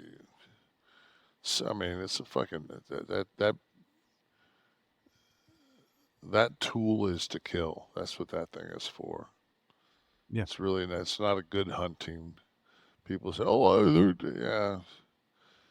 No, I think it obliterates what you're shooting, right? It would be terrible if you're going to use it for meat or something. Yeah, it's an assault rifle. Yeah. That's what it is. It's for assaulting shit. The father of Colt Gray, who was the 14-year-old student, Colin Gray, has been arrested and charged with 4 counts of involuntary manslaughter, 2 counts of second-degree murder, and 8 counts of cruelty to children. The Georgia Bureau of Investigation said Well, just a couple of hours ago. Why would it be second-degree murder? Isn't premeditated first degree? Well, this is the father. The father's been charged because he gave the gun. So it was. But I'm just saying the kid. But the kid. He got felony murder. The kid. Okay. It's 4 counts of felony murder. The father, because he purchased it, was second degree in manslaughter. But yeah, you're entirely right. I mean, the age-old argument from the NRA and the bumper sticker to go along with it is guns don't kill people. People kill people. Well, people kill people with guns in their hand. So yes, ultimately it is the personal responsibility that you've got to look at. But there are so many fractured individuals that have immediate access to the weapons. So you've got to come at this on one side or the other, the human issue or the gun issue, and maybe both. I think most level-headed people realize there needs to be something addressed on both sides of that. Kev, would you agree? Yeah, I mean, I have the ability to carry a concealed, and I mean, there are times that I do carry a concealed weapon. There's times I travel, and, but I'm trained with it, and I'm also trained, like right now my back is killing me, and I'm agitated. I do not put a handgun in the car with me. You know what I mean? It's just... No, I get it. A friend of mine who owned a handgun said... I know for a fact that I'm not going to start shit because I would never want to fucking have to roll with somebody with my back like this. Mm-hmm. That'd be at such a disadvantage. The fact that and the fact that I'm made out of bone china and that I'm 65 years old. But, no, man, it's just, I don't need to have a handgun. A friend of mine who owned some guns, I was talking to him. He said, all those times that you said, oh, if I only had a fucking gun, now you do. So there's a realization you must undergo. Yeah, I know when people come to my house and like walk around and they'll see like a gun here and a gun there, and it's like none of them are lock and loaded. The only weapon that's lock and loaded in our house is the one that I'm carrying from, like, if I'm downstairs, it's in the TV room. When I go upstairs, I put it on the bed, next to me. That weapon is ready to fire. But everything else is just, I'd have to jack around in it. It's school, Kevin. 45 so far this year in school. When we were kids in school, what'd you worry about? The Russians? You worried about a fire drill, maybe? I mean, you never saw a school fire when you were, you know what I mean? No. Like fire drills 2-3 times a year. Nobody's school is ever burning to the ground. No, I've never seen House on the Prairie. I've never seen a school catch on fire.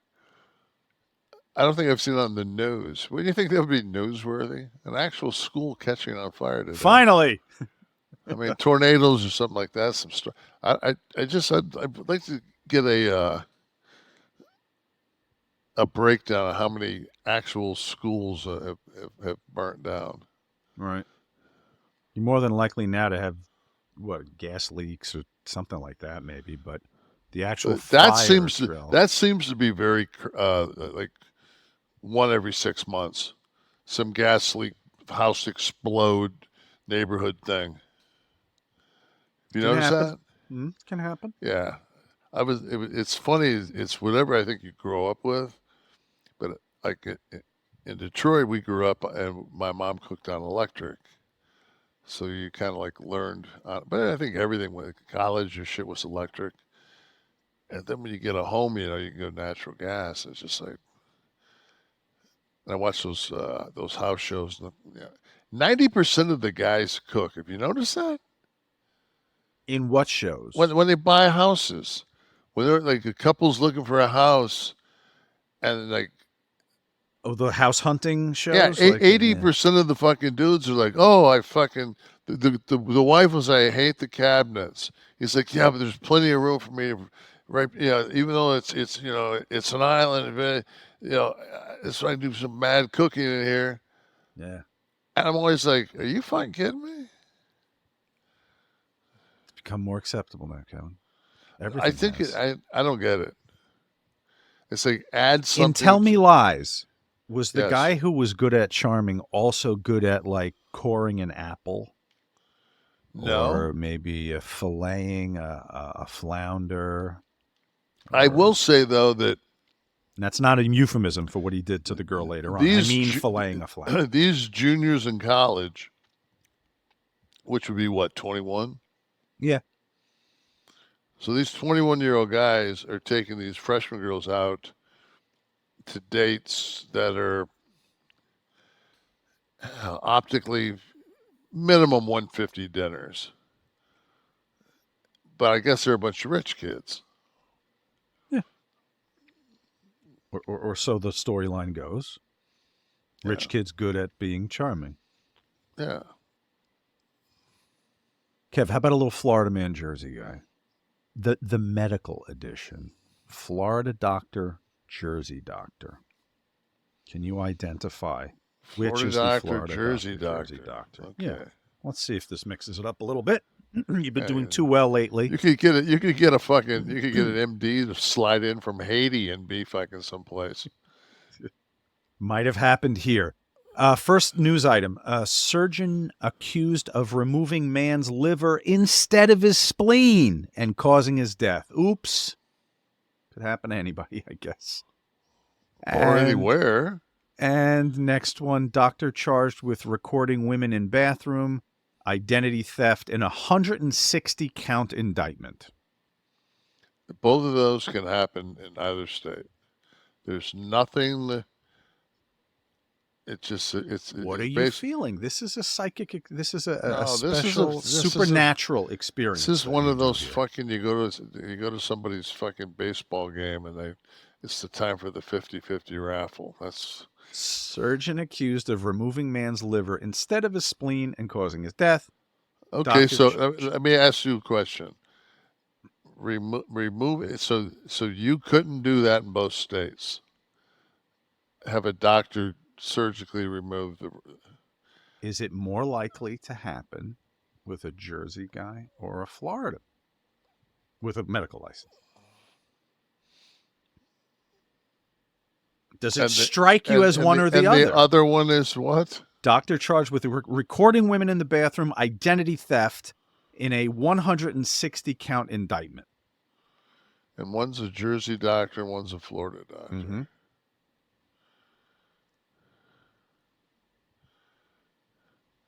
Well, you want to fucking go pervy with Florida, but then, so I'll go pervy. I'll go the fucking filming as the Florida doctor and the fucking incompetent one's the fucking Jersey doctor. See, I thought you'd go exactly the opposite way because of the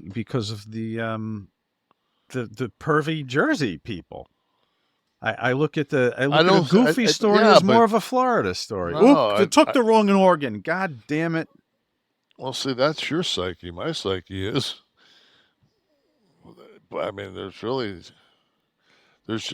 you don't think fucking Florida's a bunch of pervies?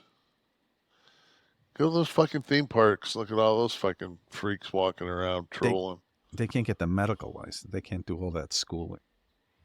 They have to do it at the theme park, not in a doctor's office. I'm just saying, fucking perv has no boundaries. It's a new T-shirt. Kev, when you do the operation, like when you get your knee worked on, do you still have to, before you go under, tell them which knee? That's a thing, right? That they say, which leg are we operating on today? I don't know. They might say it to you when you're back, when they're back to getting the twilight. I just thought that was a thing that, like, you identify it. No, They because have it, obviously. most of the time, by the time you go in there, you're gone. It might be before they wheel you. I thought. Again, this is maybe something from TV. Yeah, that but I've that'd be seen and that'd be attributed the to real life. twilight, and then they're still going to wheel you. So I don't think it's that big of a deal. I don't think they. I mean, they only fucking prep one.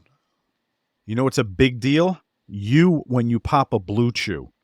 This sponsor needs no introduction. Oh. You've seen the ads. You've heard us talk about it a million times. I bet there's a big part of you, no pun intended, that wants to try it. And here is the perfect opportunity if you have not yet. That's what I'm talking about. I'm talking about Bluechew. This is not your grandpa's blue pill, okay? This is the one. The OG chewable tablet for better sex. Bluechew wants the entire country rock hard, so they are delivering these to your door after you go through a very simple process online. Sign up at bluechew.com. Consult with one of their licensed medical providers, and once you're approved, you get your prescription and delivery within days. Shipped right to your house, discreet packaging, several choices. Go online, make the choice of the tablet that is right for you. Take them anytime, day or night. You just pop it, chew it, and you will be ready if the opportunity arises. It doesn't happen without prompting. You're not walking around with a stiffy.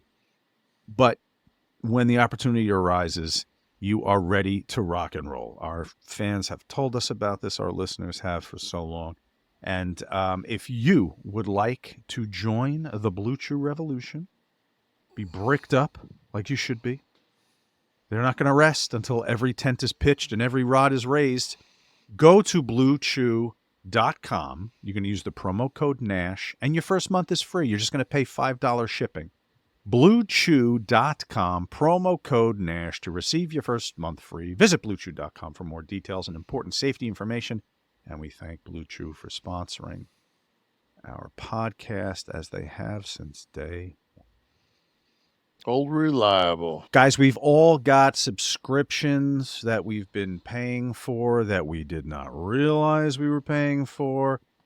We can all use a little bit of help with our 2.0 lifestyle. I bet if I asked you to name every single subscription that you have, you couldn't. Kevin's told stories before.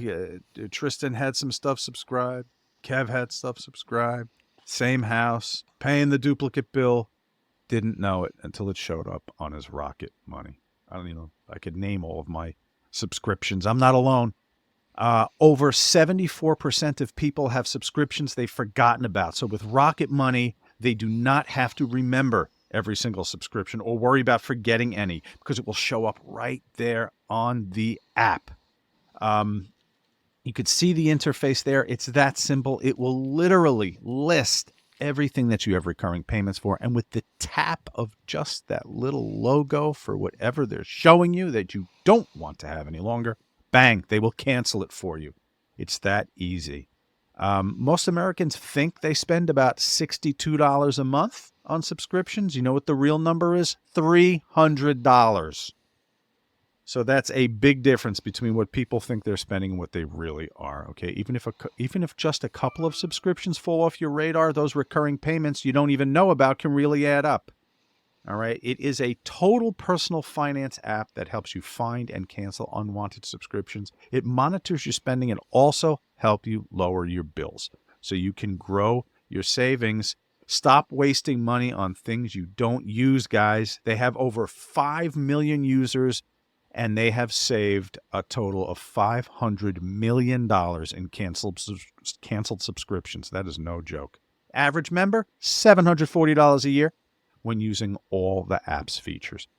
Cancel your unwanted subscriptions by going to rocketmoney.com/Nash, N-A-S-H. That's rocketmoney.com/Nash. rocketmoney.com/Nash. Thank you, Rocket Money, for taking care of my wallet, Kevin's wallet, and our fans' wallets. Kevin's fans. I'm air traffic control. Fuck, I'm happy when it was mine. Ask Nash. This is where you get to ask Kev questions. If you're part of the Kliq This TV 11 Soft Club, then you'd be here and asking questions. You'll see them pop up. But for everyone else, post your questions on social. let us find them, like Razor's Edge did. He says at an episode of Raw, Kevin Nash was legitimately upset at Vince McMahon for taking a jab at Scott Hall. Nash responded by scratching his nose with his middle finger directed at Vince. So was Kevin's brilliant finger gesture a shoot or a work? A shoot. Really? There's an exclusive. You obviously remember the incident. Oh, yeah. I went just like this. I had sunglasses on. I went. Yeah, he posted. If you find that on Twitter, he posted the. Yeah, I'm pushing my sunglasses. Those are the things you learn in life. Sooner you can, if you got a boy out there, a son, the first thing you can teach him is there's only two things on this planet that fucking you have to have: black sunglasses, and when you get in a fucking car service, a black car. Don't fucking show up prom night in some fucking white wedding car. Don't be that guy. Very well done. Fernham Schnavitz III, Jr. Kev, was Sid your favorite big man you ever worked with? If not, who would you pick? Well, I mean, Taker's a big man. He is. Taker worked a different style. Taker didn't work like a big man. He worked like a dead man. So I enjoyed working with Sid. Never hurt you. Mm-hmm. Never hurt me. You know, that's huge. Okay, so Taker, another great one. Can you think of any other greats that approached you in size, perhaps, that you had good matches with? I think me and Show had good matches. Paul's a good athlete. Paul White, tall, but also very wide, very big. But he got bigger as early when we first got there. He was pretty stealth. That's true, right? Talking early WCW, although you're in his WCW run, yeah. I think the first time he won the world title as the Giant. Yeah. One of those cases, I have to say, not that anyone cares, I never would have pegged. If you showed me the Giant in 94, 93, I never would have said, yeah, he's charismatic enough. He'll go the distance. He can work WWE. He could be a TV star. Don't know that I would have picked him. Just for how he was being used in WCW so early on. One of many cases, though, I think. No, it's just, he had like a guy that like fucked with him at the beginning that kind of, You mean the company, you mean? No, it was a personal micromanaging guy, but he was like, he got Paul to the dance. Like he knew the connects and all. Basically, they got one look at Paul and it was like, you're in the business. So that's one thing we have going for us. When you're as big as guys as we are, it's not like you walk in and they go, no. So like, you looking for anybody to fucking bounce? No. That's true. They can fucking, they can have a full staff, fucking big old fucker walk in. You looking for anybody to bounce? Can you work Saturdays? I'll fucking take it off so I don't have to fucking fight. Walking into the strip club with double D's, right? They're not going to turn you away. No. Instagram, a wrestling historian. How come you didn't want to work with the Ultimate Warrior in 1996? Thanks in advance.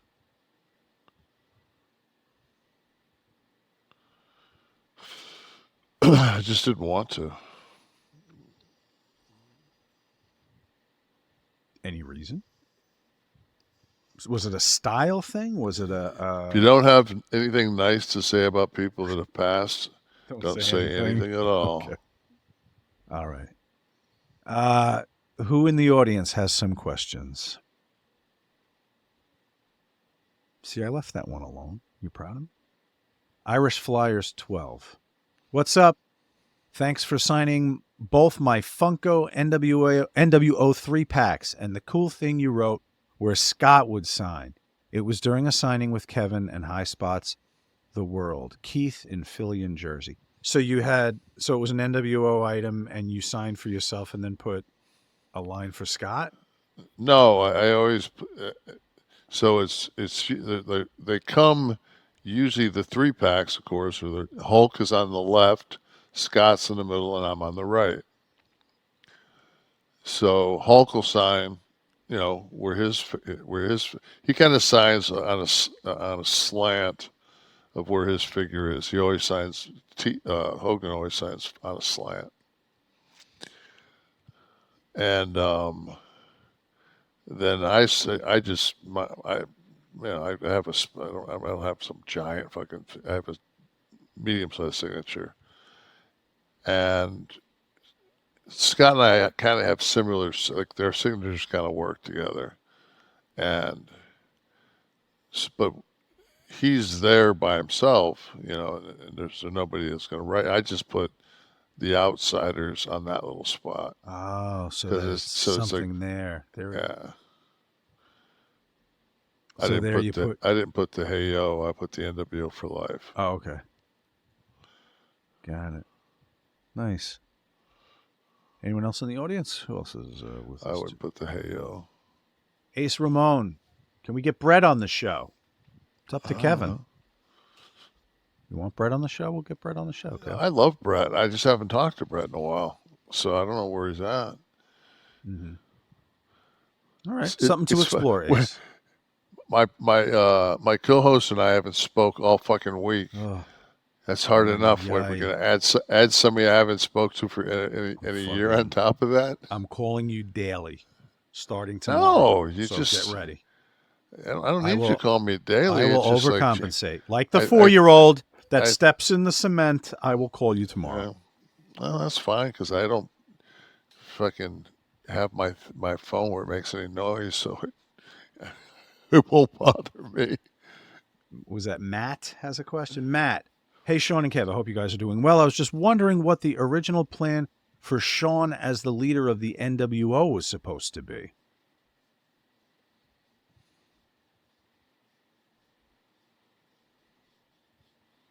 Talking about Michaels. Matt, I have no fucking idea what you're talking about. Was there talk? Shawn was the world champion, and he told us to go fuck off and compete against him at WWE. He had no idea. He just got the fucking belt, man. Yeah. Dude, Matt, I don't fucking know shit about anything wrestling wise, but dude, you even know less than me. That was at WCW. I mean WWE. That was afterwards. Yeah. Let's see. Berg Blog. I love to hear you guys talk about the WWE process for costuming. Did Kevin get to add input? The Diesel concept sketch has him wearing the winged eagle main plate on his t-shirt. Champ since day one. Have either of you ever seen this? So, Steve, I have an image of a... No, that was my fucking... That is when I cut the promo about the fucking tuxedo with the fucking silver lapels and all this shit. But it was sleeveless. And I showed up and I walk in the room and there's Jabbar. Who's like it's like I'm seeing God. It's like, fuck, man, that's Jabbar. Was it in L.A.? No, yeah. I think it was New York. Okay. Yeah. And I walked up to him and I said, "Hey, man," I said, "don't judge me on fucking first appearance." I said, "I'm a pro wrestler, and there's been a big change, like in the hierarchy." I said, "But you explained this to him?" I said to him, I said, "This used to be where Hogan was, and like everything was over the top." I said, "I'm kind of like a lady." I said, "I used to play ball." He says, "You're a tall fucker. How tall are you?" I said, "I'm like 6'10". And he says, "Yeah." He said, so he said, "So what's your involvement with this charity?" And we just talked about that. I just said, I was sent from my company and So, but it was just so fucking awkward. So I came back and I just cut a promo. I said, I can, I'm pretty articulate. I, I'm engaging. I've got a little bit of wit. Like, if you let me fucking work the room a little bit, it won't be absolutely horrible for me. But if you make me come in out of the side of a clown car and have fucking clown makeup on, like, fuck, dude, like uncle. So they put me down someplace in New York to some fashion thing, and these people came up with these different looks, and this was one of the looks that they came up with. So if we can pull that back up, I had that outfit, except the belt wasn't on the shirt. I had that exact outfit made for me, custom. A little bit of Joker there. I'm getting a little Frank Gorshin. Was he the Joker? No, he was the Riddler. Yeah. So this is the Jabbar stories. I could spend I should have done this at the top of the show. I would have talked to you all night about it. So, well, first of all, did you mention that you played with magic? I mean, that's the ultimate credibility. No, then you become that guy trying to and too hard. Yeah. Maybe it's like, I don't give a fuck if you know who I am or anything else. I said, I just wanted to come over and say thanks. Like, really, especially his fucking rookie year when he was Alcindor. Lou Alcindor. Yeah, for the Bucks, man. I get to see him play as a rookie down in Cobo Hall. And that was a small, intimate, sweet-ass place to watch basketball. Cobo was nice. The Pistons were nice. But I love that you started it with, listen, in the Hogan day. What did you say? In the Hogan days? I said in the Hogan day. I said everything was over the top. I said he was bigger than life. I said now the guy's fucking this ex-basketball player that's fucking just, That's great. Like, I'm an athlete, but I mean, like, and we were drug tested on top of that. So, like,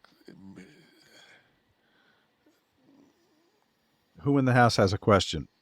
All right, let's go. Let's get our 11 soft people to round us out here. Finish us off. Hey, Brit. She says, will you be watching the Vince documentary on Netflix? That's September 25th, by the way. Are you as nervous like the rest of us? I just feel like this is going to give someone else a bad look when all is said and done. I brought it up last week because they had just announced the date. I think Kev said he's got to watch. You got to watch it, right? It's a documentary on Netflix about Vince. If I watch Tell Me Lies, I'll definitely watch a documentary on Vince. Jesus Christ. The trailer came out today, by the way. I didn't do anything. So what the do I give a shit about? Correct. I'm not going to be bullseyed on any scandals. Did you see the trailer? It dropped today. No. It's out today. I'll send you a link. No, I've been busy all day. Going from treatment to start my decompression on. Well, I actually started one decompression, but I'm going to start another protocol on Monday. Good luck. Works. Hey, man, I'm already 20% better than I was when I first had it. Ace Ramon, I saw you had a question. Change shit up, man. What would be more fun would be the three of you drinking Get Blitzed while watching Tell Me Lies. Have a little, maybe we'll do that on Twitch or something. We'd have to be. It's too short. You wouldn't be up enough. Who's the three of us, by the way? Did he ask for Bret? Maybe I think Ace mentioned Bret. So maybe me, you, and Bret should watch Tell Me Lies. So we're gonna add another layer to the Bret thing. Okay. Yes, exactly. I'm not going to talk to Bret on. I'd like to run into him someplace and just catch up. I can't believe in all the stuff you do that he hasn't been at the same ones. We did. We were at one. God, I saw Bret not too long, man. It wasn't that long ago. I know we saw each other in Detroit. That was last SummerSlam, and then there was one other one that just haven't had a chance to sit down. Right. You know. Get it. Let's get another one. Let's wrap us up. Who can wrap us up here in the house? Thomas Edwards can. Did you ever see someone get swirlied backstage? No. I've heard all kind of stories about different guys swirling on other guys, and it's almost like because that was something that we grew up with in that era, like that's what people did was they gave you swirlies in high school. Right. That's how they did initiation to the freshmen. Right. And so they had the a whole wrestling locker room is not on. Yeah, so I mean, so nobody would ever in a shoot give somebody a swirly because it's just not part of what people do anymore. Kliq Get them in back then now they get you in a rear naked choke. Right. Some kind of Brazilian jiu-jitsu. Kliq, this is a production of Butch and Sundance Media, produced in association with Podcast Heat, created by Tristan Nash, Kevin Nash, and Sean Oliver. Producer Steve Kaufman, graphics by Dominic D'Angelo, title sequence and audio edit by Wesley Burleson, theme song by Dale Oliver, technical research by Tristan Nash, copyright 2024, Butch and Sundance Media. Kev, want to do another one? As long as you decide that you're going to tell me the lies.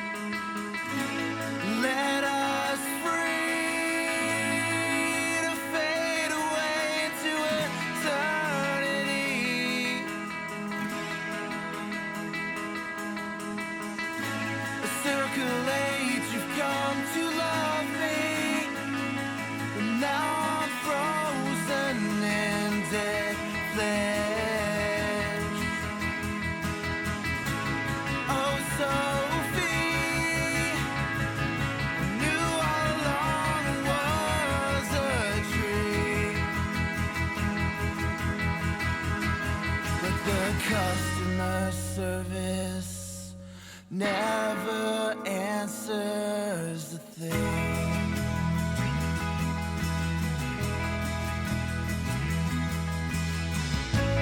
Let us free to breathe in air we're supposed to breathe. Through twists and turns you've come to love.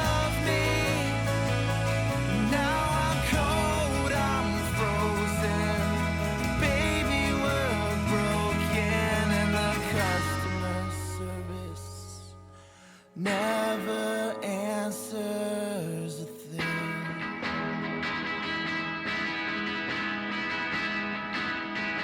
Yeah, the customer service never